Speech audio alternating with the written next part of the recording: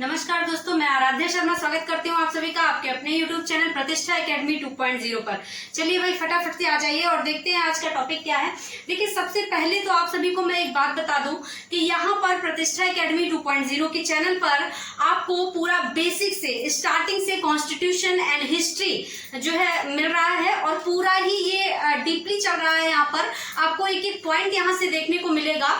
Exam की दृष्टि से बहुत ही ज्यादा इंपॉर्टेंट है ये, तो आप यहाँ पर जुड़े रहिए और पूरा सीरीज वाइज आपको यहाँ पर मिलता है कॉन्स्टिट्यूशन एंड हिस्ट्री। एंड अब यहाँ पर मैथ भी जुड़ गया है, तो आपको मैथ्स के भी चैप्टर वाइज वीडियोस मिल रहे हैं। तो इतना सब कुछ अगर पढ़ना चाहते हैं और सीरीज से पढ़ना चाहते हैं तो फटाफट से चैनल से जुड़ जाइए, ठीक है। चैनल को सब्सक्राइब कर लीजिए, बेल आइकन टच कर लीजिए, जिससे कि सारी की सारी क्लासेस का नोटिफिकेशन आप तक पहुंचता रहे।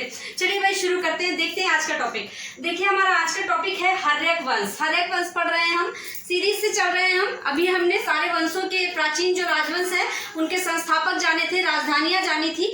अब हम आते हैं वंशों को डिटेल में देखने पर, ठीक है। डिटेल में देखेंगे कि वंशों में आखिरकार है क्या।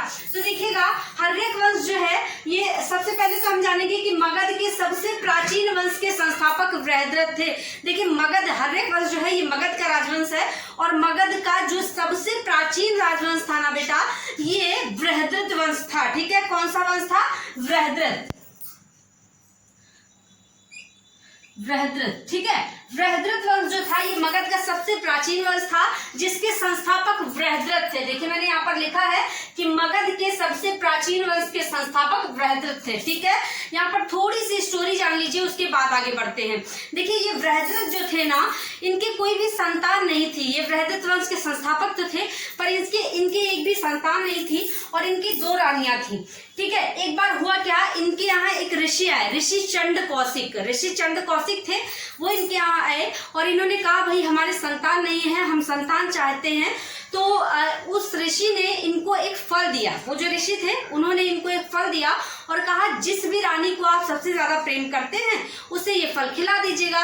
भाई ये जो राजा बृहद्रथ थे ये दोनों ही रानियों को बराबर प्रेम करते थे, तो इन्होंने दोनों रानियों को आधा आधा फल खिला दिया। हुआ क्या कि दोनों ही रानियों से आधा आधा पुत्र उत्पन्न हुआ, ठीक है। डर के मारे रानियों ने जो है उन पुत्रों को, अपने जो आधे आधे पुत्र उत्पन्न हुए, उन्हें जंगल में फेंक दिया। अब जंगल से एक राक्षसी गुजर रही थी, जरासंधिनी नाम की। तो उस राक्षसी ने जब उन दोनों मांस के टुकड़ों को देखा तो उसने उठा करके दोनों टुकड़ों को आपस में जोड़ दिया, ठीक है। और वहां से उत्पत्ति होती है जरासंध की, ठीक है। जरासंध के बारे में आप सभी जानते होंगे, महाभारत में आपने देखा होगा। जरासंध जो है इसका वध किया था भीम ने, ठीक है। तो सभी जानते होंगे, जरासंध को भीम बार बार बीच से फाड़ दे रहे थे, लेकिन वो दोबारा से जीवित हो जा रहा था, क्योंकि जो है वो दो मांस के टुकड़ों से मिलकर बना हुआ था। जब भीम ने जरासंध के दोनों ही पार्ट्स को इधर और इधर फेंका, उसके बाद उसका अंत हुआ, ठीक है। तो ये जो बृहद्रथ थे इनका ही पुत्र था जरासंध, जो कि मगध के सबसे प्राचीन वंश के संस्थापक थे बृहद्रथ, ठीक है। चलिए अब हम आगे आते हैं हर्यक वंश, जो कि हमारा इंपॉर्टेंट आज का टॉपिक है और यहाँ से क्वेश्चन आपसे पेपर में देखने को मिलते हैं। देखिएगा, हर्यक वंश का संस्थापक बिंबिसार था।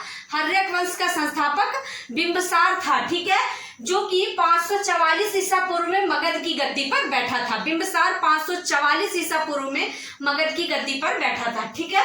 चलिए भाई, बिंबिसार ने राजगृह का निर्माण कर उसे अपनी राजधानी बनाया। अब आपसे पूछा जाए कि राजगृह का निर्माण किसने किया, तो बिंबिसार ने किया और इसे अपनी राजधानी बनाया। बिंबिसार ने राजधानी बनाया, किसे? राजगृह को, ठीक है।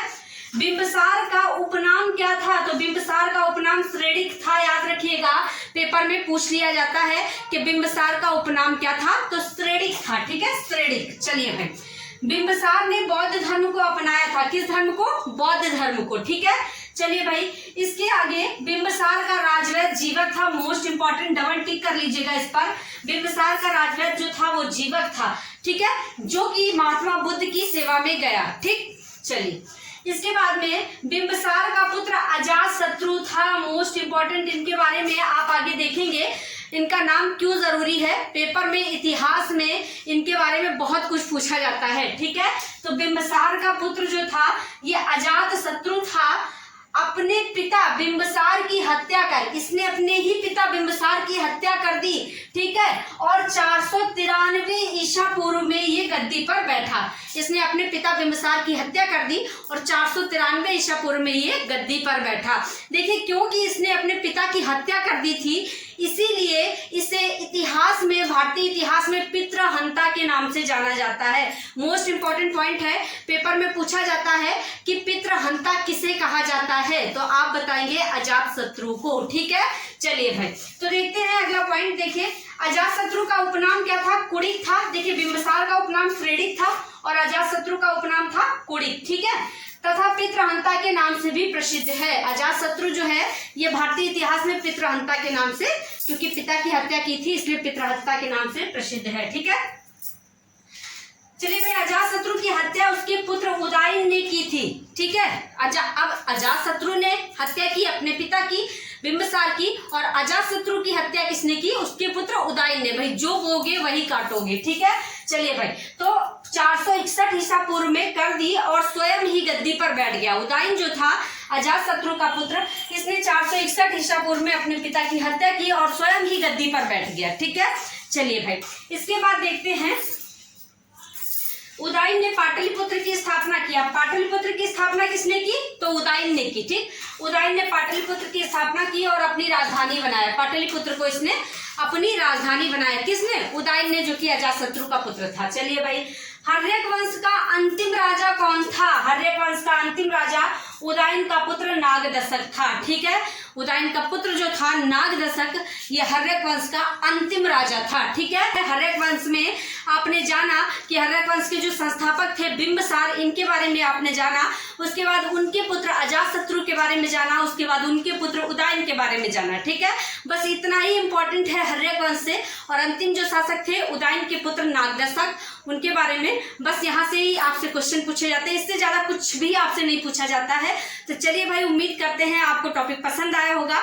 यदि पसंद आया है तो प्लीज भाई वीडियो को लाइक कीजिए, शेयर कीजिए अपने पढ़ने वाले दोस्तों में। एंड अगर चैनल पर नए हैं तो प्लीज चैनल को सब्सक्राइब करके बेल आइकन टच कर लें, जिससे कि सारी की सारी क्लासेस का नोटिफिकेशन आपको पहुंचता रहे।